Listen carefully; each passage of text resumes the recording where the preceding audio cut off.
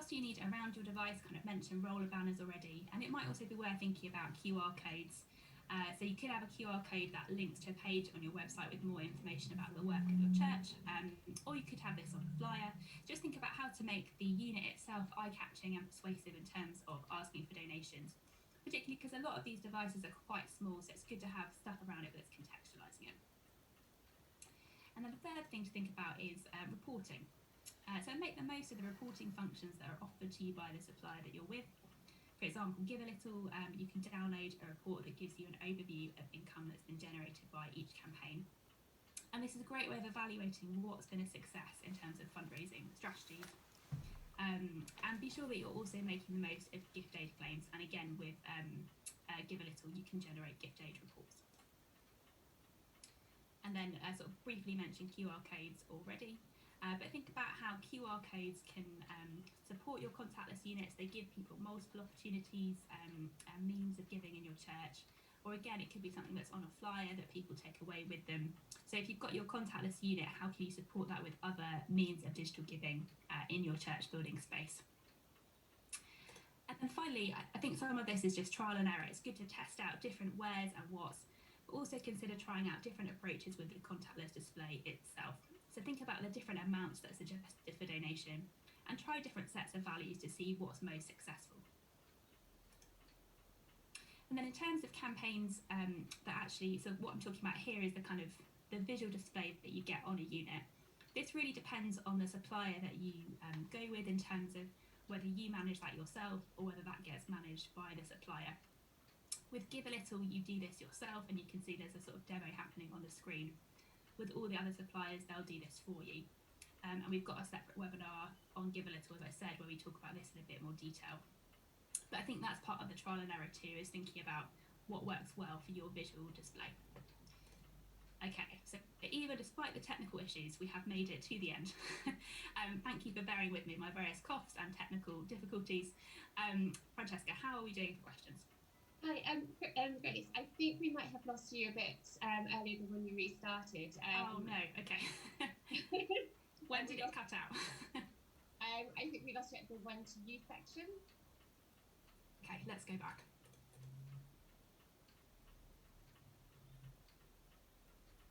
Clearly, I need to invest more in my own connectivity situation. Did you see this slide? Or was that when it dropped out? I think that's when it dropped out. Okay, so let me just go over that one, and then I think we'll just take questions as they come, and if there's anything else that's got missed, just ask me and I can talk about that in more detail. So, and sorry if I'm repeating myself because I'm not quite sure when I disappeared.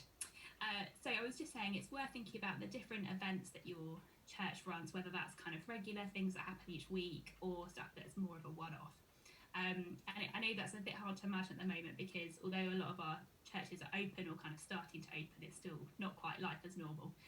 So sort of trying to imagine that fuller reopening. I think one of our sort of real hopes is that part of the new normal will be for every church to make it possible for people to give via online or a contactless donation. So I've got a couple of examples on the screen of events that your church might have. But do have a think about, what are the different things that you have going on in your church? How can contactless be a part of that? How can that support the giving that you're doing and asking for in the community? And I know that making the ask of giving is difficult. We have lots of resources on the Building a Generous Church section of the CFE website, which kind of helps to think about how you make that ask and how you contextualise it within contactless giving. So we're there to support you and to help you make the most of having contactless and embedding it in all these different things that are part of the regular life of your church. Hopefully I've caught up on all the content that might have got missed. Let me just go back to the end here. I'll leave this screen up just while we're doing Q&A. Francesca, should I just work through the Q&A or are there things that it's worth grouping together? I haven't seen what's come in yet. Yeah, I think all the questions can be answered individually. We've also just got a comment in the chat from Peter who says, we don't have broadband and a very poor mobile signal. What solutions are there for that? Great, thank you Peter for that question. Yes, we've got two offline options. You might remember I mentioned the Pay a Charity and the Good Box devices. They can both take donations offline. They do need to be connected to the internet to upload that transaction, so you'll need to take that home with you or something like that. We recommend doing that as regularly as you can, sort of every day is ideal, because otherwise there could be a bit of a lag between the point that somebody's made a donation and then when the money actually leaves their account. You know, if you leave it weeks, they might be rather surprised at that point to discover it's come out. So try and encourage people to do that fairly regularly, but certainly there are options if you're offline. You might have seen me say at the beginning that you can toggle the options on Parish Buying to display those that work without connectivity. So definitely there's options for you. Yeah, take a look at the slides when they come around and have a look on Parish Buying. You'll definitely find that there are some options for you there. Francesca, just to check, I don't know whether I can only see 2 questions. I don't know whether that's because my Zoom crashed. There are a couple more. I can read them out to you. That might be helpful, thank you. So Caroline asks, do the transaction fees get deducted from the donation or payable by us?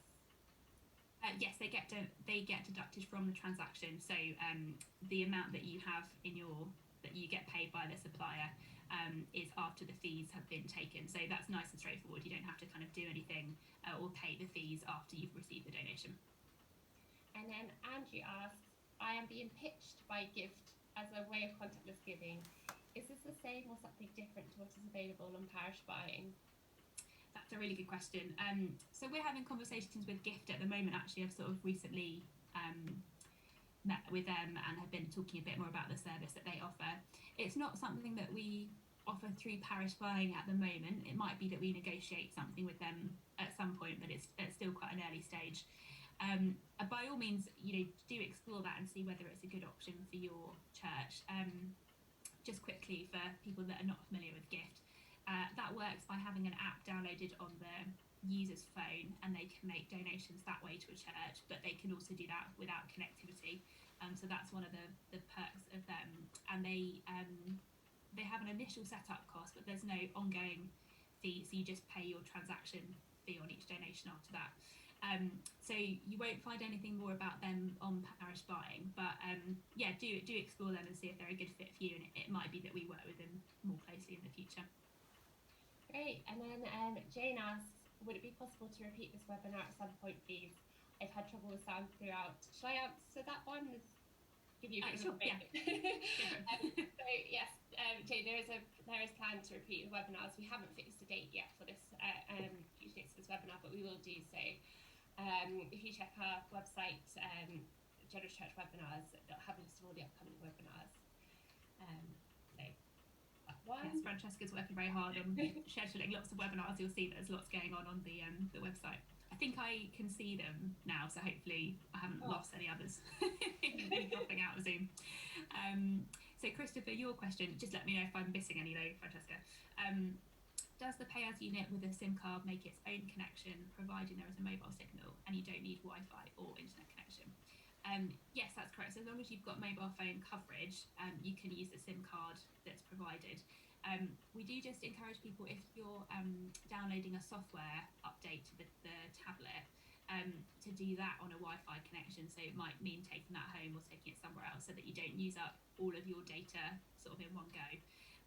But yes, you can just use the SIM card, and the details about how much data you get and the price and that sort of thing are on the product page for that unit on the website.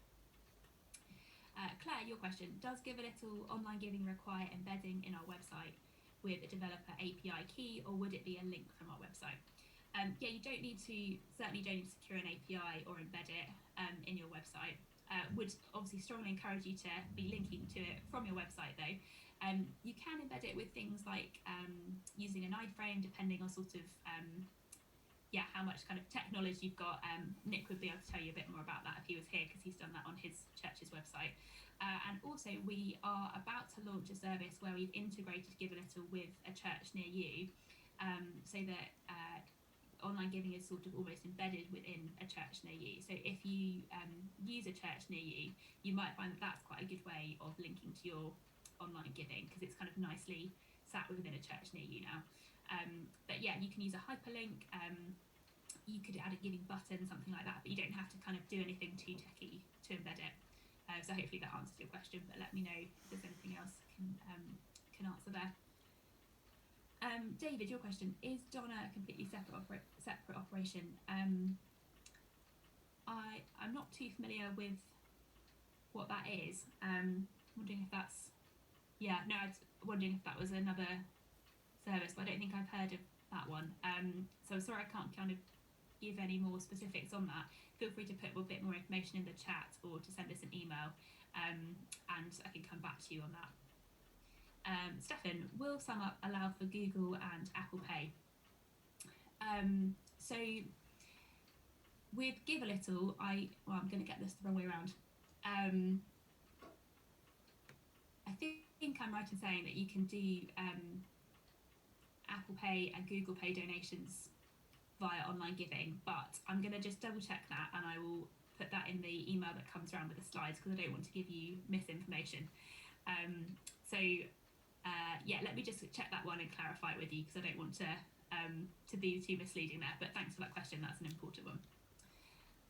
I can't see anything else that's open at the moment, but I'll just kind of pause there while we've got these webinars up on the screen in case anyone wants to ask anything before we finish. Seeing as I've mentioned Give a Little a couple of times, I'll just point out that our next webinar for that is on the 11th of May. So there we go through things like how to set up a campaign, how to use it on a contactless unit, and also how to use it for giving online. So do join us for that if you decide to go for a unit that uses the Give a Little software, because we can kind of do a lot more in detail than I've been able to in this session.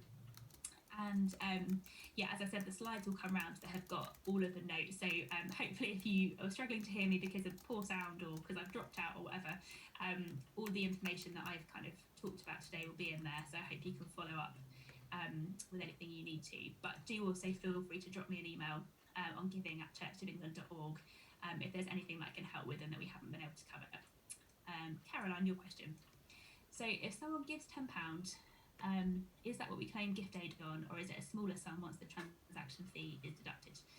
Yeah, that's a really good question. That's something we get asked quite a lot. You can claim gift aid on the amount that's actually been donated and not the amount that you actually receive net sort of after the transaction fee has been deducted. We can include a bit more information about gift aid in the email that comes around later. But yes, you can claim on the full £10 for that.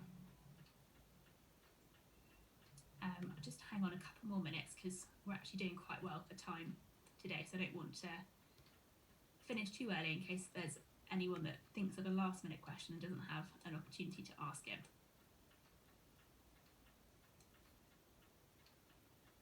Let me just put those webinar dates back up while we're here. And also just worth saying that you'll get an invitation to complete a short survey when we send around the slides and things as well, just to give a bit of feedback on the session today. So we'd sort of love to hear from you kind of what works well, what hasn't worked well, anything else that you'd like to be covered, because we want these sessions to work as well as possible for you.